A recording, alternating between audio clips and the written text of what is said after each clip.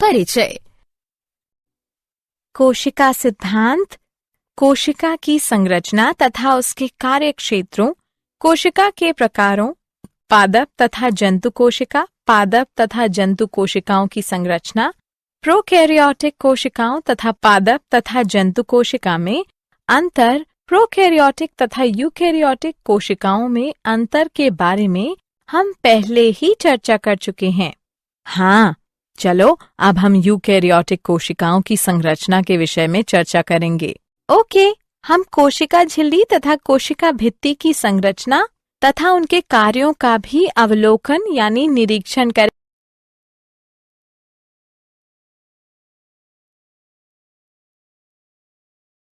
उद्देश्य।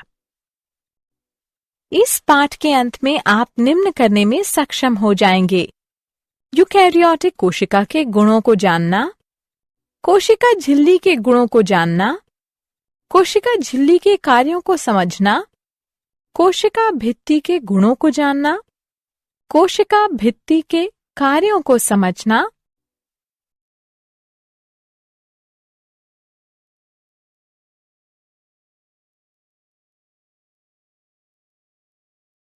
यूकैरियोटिक कोशिकाओं की संरचना। यूकैरियोटिक कोशिकाओं में स्पष्ट या निश्चित केंद्रक तथा कोशिका अंगक पाए जाते हैं।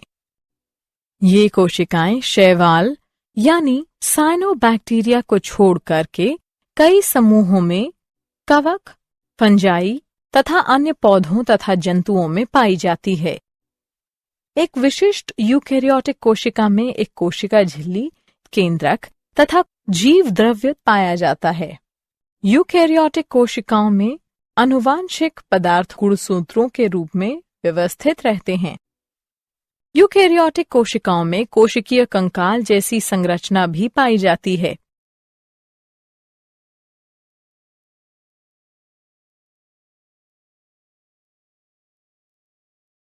कोशिका झिल्ली के गुण। कोशिका झिल्ली को जीव द्रव्य झिल्ली भी कहते हैं। यह एक जैविक झिल्ली है जो कि कोशिका यानी जीवित कोशिका के आंतरिक भाग को बाह्य वातावरण यानी निर्जीव परिवेश से पृथक करती है। कोशिका झिल्ली में कार्बोहाइड्रेट के साथ साथ लिपिड तथा प्रोटीन भी उपस्थित होते हैं। सबसे प्रचुर मात्रा में पाए जाने वाले लिपिड फॉस्फोलिपिड होते हैं।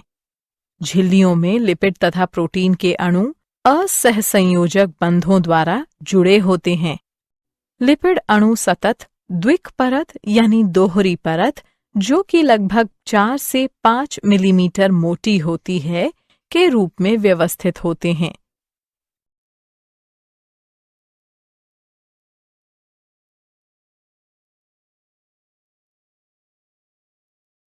तरल किरमीर नमूना।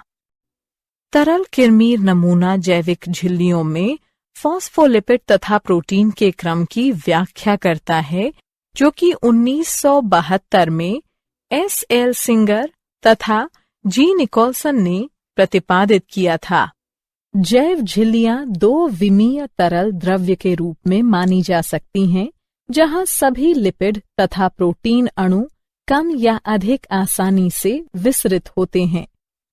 लिपिड झिल्ली के अंदर व्यवस्थित होते हैं, जिनका जल स्नेही ध्रुवीय सिरा बाहर की ओर व जल भीरू पुच्छ सिरा अंदर की ओर होता है। इससे सुनिश्चित होता है कि संतृप्त हाइड्रोकार्बन की बनी हुई अध्रुवीय पुच्छ जलीय वातावरण से सुरक्षित रहती है। लिपिड दोहरी परत जल स्नेही यानी हाइड्रोफिलिक सिरे तथा जल भीरू हाइड्रोफोबिक पुच्छ का विन्यास ध्रुवीय अणुओं उदाहरण अमीनो अम्लों, न्यूक्लिक अम्लों, प्रोटीनों, कार्बोहाइड्रेटों तथा आयनों के विसरण द्वारा झिल्ली के पार जाने को रोकता है, किंतु सामान्यतः जल भीरू हाइड्रोफोबिक अणुओं के निष्क्रिय विसरण की अनुमति देता है। झिल्ली प्रोटीनों का एक समूह प्रत्येक झिल्ली से जुड़ा होता है जो कि झिल्ली को उसकी विशिष्ट गतिविधियों को करने में सक्षम बनाता है। झिल्ली प्रोटीनों को 2 विस्तृत श्रेणियों यानी वर्गों में वर्गीकृत किया जा सकता है।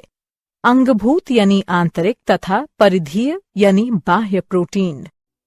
अंगभूत यानी आंतरिक झिल्ली प्रोटीनों में एक या दो खंड या भाग होते हैं जो कि फॉस्फोलिपिड में अंतःस्थापित गड़े हुए होते हैं।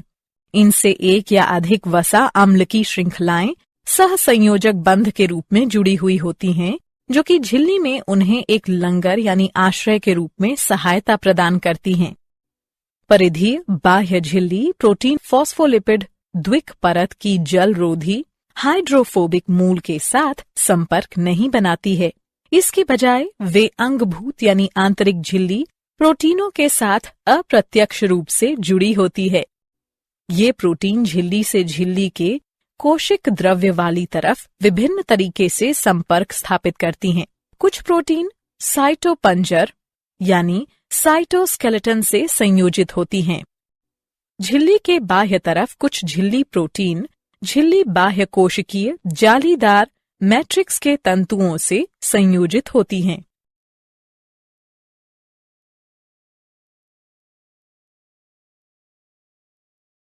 कोशिका झिल्ली के कार्य। कोशिका के अवयवों को धारण करना कोशिका झिल्ली अर्धतरल जीव द्रव्य अवयवों को धारण करती है। वैयक्तिकता पृथकत्व जीव द्रव्य कला कोशिका के आकार तथा वैयक्तिकता को बनाए रखती है। सुरक्षा जीव द्रव्य कला जंतु कोशिका को आघात से सुरक्षित रखती है। अतिरिक्त सुरक्षा तथा सहारे के लिए पादप कोशिका में जीव द्रव्य कला के ऊपर एक भित्ति पाई जाती है। अंगक कोशिका झिल्ली अनेक उपकोशिकीय संरचनाओं या अंगकों जैसे केंद्रक सूत्रकणिका माइटोकॉन्ड्रिया लवकों यानी प्लास्टिड्स गोल्जी उपकरण अंतद्रव्यी जालिका सूक्ष्मकायों माइक्रोबॉडीज आदि की सीमा निर्धारित करती है। कोशिका पहचान ग्लाइकोलिपिडों तथा ग्लाइकोप्रोटीनों की सहायता से कोशिका झिल्ली समान कोशिकाओं को असमान कोशिकाओं से बाहरी तत्व तथा ऊतकों को अन्य पदार्थों में अंतर करने में सक्षम होती है। कोशिका पहचान ऊतक निर्माण तथा सूक्ष्म जीवों से रक्षा करने में सहायक है। प्रतिजन कोशिका झिल्ली में प्रतिजन पाए जाते हैं जो कि रक्त समूह प्रतिरक्षा प्रतिक्रिया प्रत्यारोपण की स्वीकृति तथा अस्वीकृति को निर्धारित करते हैं। कोशिका संधि जंक्शन ये जंतु कोशिकाओं को एक साथ रखने में सहायक है। आच्छद आवरण जीव द्रव्य झिल्ली पक्ष्माभ तथा कशाभ के चारों तरफ आच्छद यानी आवरण बनाती है। सूक्ष्मांकुर ये झिल्ली का बहिर्वलन होते हैं जो कि अवशोषण को बढ़ाने में विशेषीकृत होते हैं। कोशिका द्रव्यीय सेतु जीव द्रव्य तंतु प्लाज्मोडेस्मेटा तथा गैप संधि जंक्शन निकटवर्ती कोशिकाओं के मध्य कोशिका द्रव्यीय सेतु का निर्माण करते हैं। परासरण यह झिल्लियों में उपस्थित विशिष्ट जल चैनलों की उपस्थिति के कारण होता है। एंडोसाइटोसिस झिल्ली पुटिकाओं के विकास के कारण पदार्थ का अंतर्ग्रहण या एंडोसाइटोसिस होता है। एक्सोसाइटोसिस यह एंडोसाइटोसिस के ठीक विपरीत होता है। इसमें अपशिष्ट उत्पाद तथा स्रावी पदार्थ कोशिका से बाहर त्याग दिए जाते हैं। अंतर कोशिका संचार जीव द्रव्य झिल्ली एक लचीली सीमा बनाती है। यह कोशिकीय अवयवों को सुरक्षा तथा कोशिका संरचना को सहारा प्रदान करती है। भौतिक बाधा यानी रोक फॉस्फोलिपिड द्विपरत कोशिका के आंतरिक तत्वों को कोशिका के बाह्य तत्वों से पृथक यानी अलग करती है। चयनात्मक पारगम्यता यह झिल्ली द्वारा आयनों पोषक तत्वों तथा अपशिष्ट अणुओं के प्रवेश तथा निकास को नियंत्रित करती है।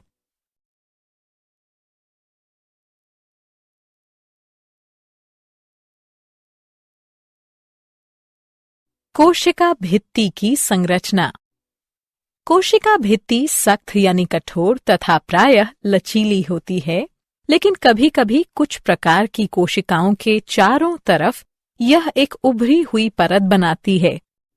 यह कोशिका झिल्ली के बाह्य यानी बाहरी तरफ स्थित होती है तथा इन कोशिकाओं को संरचनात्मक सहारा तथा सुरक्षा प्रदान करती है। यह निस्यंदन यंत्र के रूप में भी कार्य करती है। यह पौधों, जीवाणुओं, कवक यानी फंजाई, शैवाल, कुछ जंतुओं तथा प्रोटोजोआ में पाई जाती है। कोशिका भित्ति का मुख्य संरचनात्मक घटक सेलुलोज होता है, जो कि हजारों शर्करा की इकाइयों की एक श्रृंखला है। सेलुलोज के साथ साथ कोशिका भित्ति में pectin, hemicellulose, lignin, suberin, cutin, protein, वसा इत्यादि भी पाए जा सकते हैं। प्रधान पोषक तत्व मुख्यतः जल तथा कार्बन डाइऑक्साइड कोशिका भित्ति से पूरे पौधे में एपोप्लास्टिक प्रवाह में वितरित होते हैं।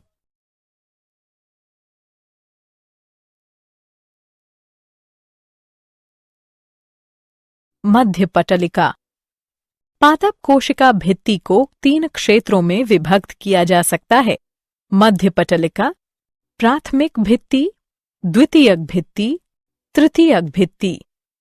कोशिका भित्ति की सबसे बाह्य परत या अंतरकोशिक संरचना, जो 2 निकटवर्ती पादप कोशिकाओं की भित्तियों को पृथक यानी अलग करती है, उसे मध्य पटलिका कहते हैं। पेक्टिन मध्य पटलिका में बहुतायत रूप से पाई जाती है। पेक्टिन की आधारीय रासायनिक इकाई कार्बोहाइड्रेट तथा गैलेक्टोयूरेनिक अम्ल होती है, जो कि कैल्शियम तथा मैग्नीशियम के साथ लवण का निर्माण करने में सक्षम है। मध्य पटलिका मुख्यतः कैल्शियम पैक्टेट से बनी होती है।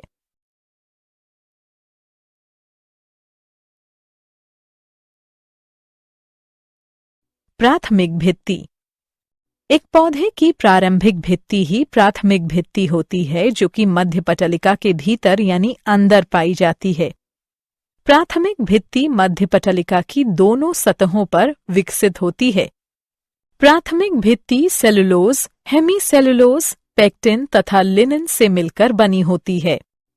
अधिकतर पादप कोशिकाओं की प्राथमिक भित्ति अर्धपरागम्य होती है, जो कि 30 से 60 किलो डाल्टन वाले छोटे अणुओं अथवा प्रोटीनों को ही पार जाने की अनुमति देती है।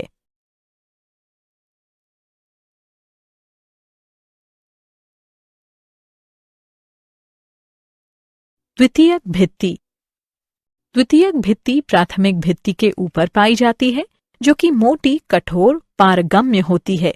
यह जीव द्रव्य झिल्ली या तृतीयक भित्ति के समीप स्थित होती है तथा मुख्यतः सेलुलोज, हेमीसेलुलोज, जाइलिन, लिग्निन आदि से मिलकर बनी होती है।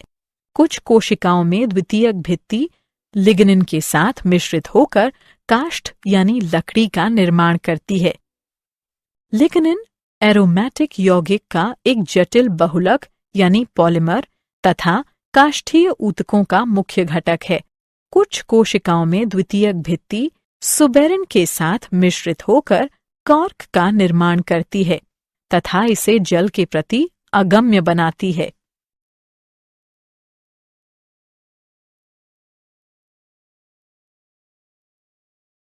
तृतीयक भित्ति। वाहिनिकाओं में तृतीयक भित्ति द्वितीयक भित्ति के नीचे स्थित होती है। तृतीयक भित्ति एक विशेष जाइलिन युक्त भित्ति परत है, जो कि कुछ जिम्नोस्पर्म की तन्य काष्ठ में द्वितीयक भित्ति के अंदर जमाव से निर्मित होती है।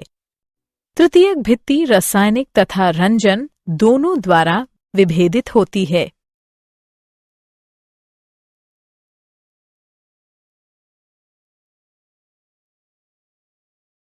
कोशिका भित्ति के कार्य।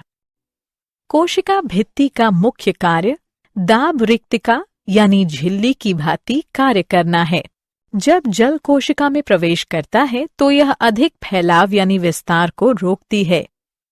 चयनात्मक पारगम्यता।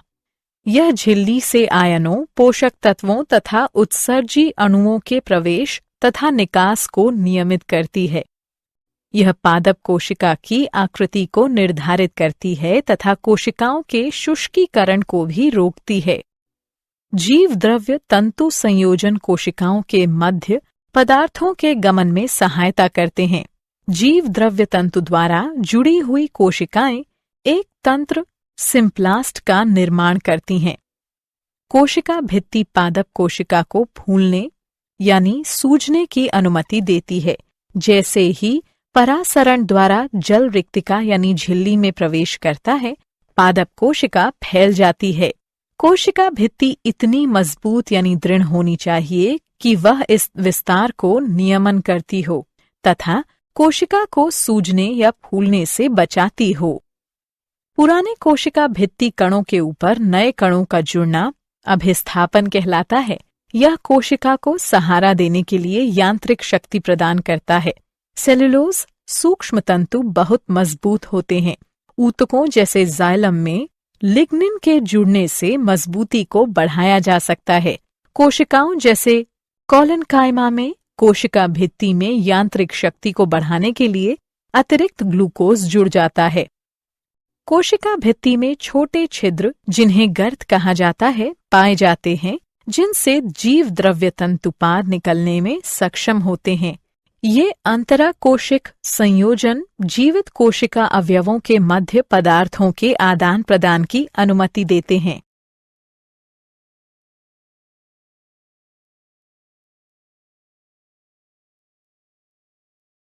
क्या आप जानते हैं 1855 में नागेली तथा क्रेमर ने कोशिका झिल्ली शब्द प्रतिपादित किया। 1931 में J.Q. प्लोव ने कोशिका झिल्ली को जीव द्रव्य झिल्ली कहा।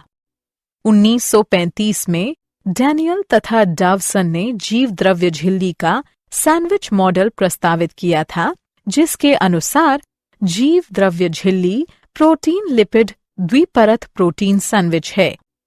1959 में जे. डेविड रॉबर्टसन ने सभी जैव झिल्लियों को इकाई झिल्लियां कहा था।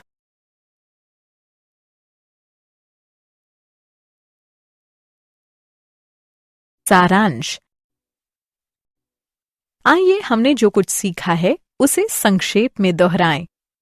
जीव द्रव्य झिल्ली ग्लूकोज 6 फॉस्फेट के प्रति अपारगम्य होती है।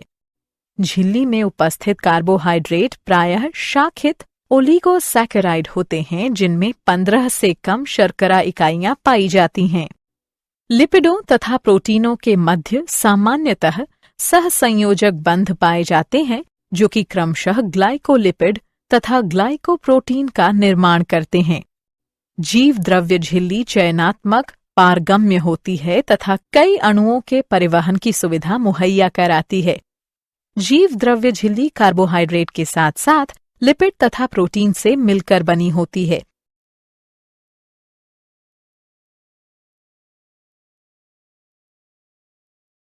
लिपिड झिल्ली के अंदर व्यवस्थित होते हैं, जिनका जल स्नेही ध्रुवीय सिरा बाहर की ओर व जल भीरू पुच्छ सिरा अंदर की ओर होता है।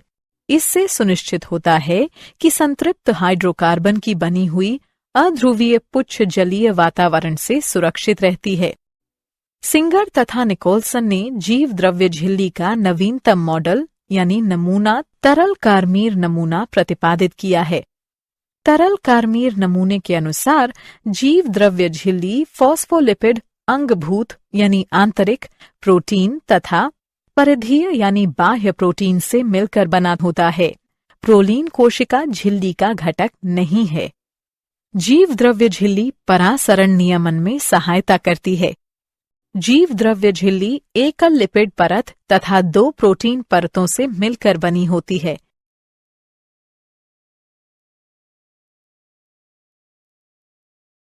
कोशिका झिल्ली में प्रोटीन P तथा लिपिड L का सही क्रम PLLP होता है। जीव द्रव्य झिल्ली में लिपिड अणु समानांतर व्यवस्थित होते हैं। ग्लाइकोलिपिडों तथा ग्लाइकोप्रोटीनों की सहायता से कोशिका झिल्ली समान कोशिकाओं को असमान कोशिकाओं से बाहरी तत्व तथा ऊतकों के अन्य पदार्थों में अंतर करने में सक्षम होती है। डेस्मोसोम द्वारा 2 जंतु कोशिकाएं एक दूसरे से जुड़ी होती हैं। कोशिका का भक्षण करना कोशिका भक्षण यानी फैगोसाइटोसिस कहलाता है। जीव द्रव्य झिल्ली पर ग्राही उपस्थित होते हैं जो कि संदेशों या सिग्नलों की पहचान तथा प्रतिक्रिया करते हैं। जीव द्रव्य झिल्ली एक लचीली सीमा बनाती है। यह कोशिकीय अवयवों को सुरक्षा तथा कोशिकीय संरचना को सहारा प्रदान करती है। फॉस्फोलिपिड द्विपरत कोशिका के भीतर तथा बाहर के तत्वों को पृथक करती है।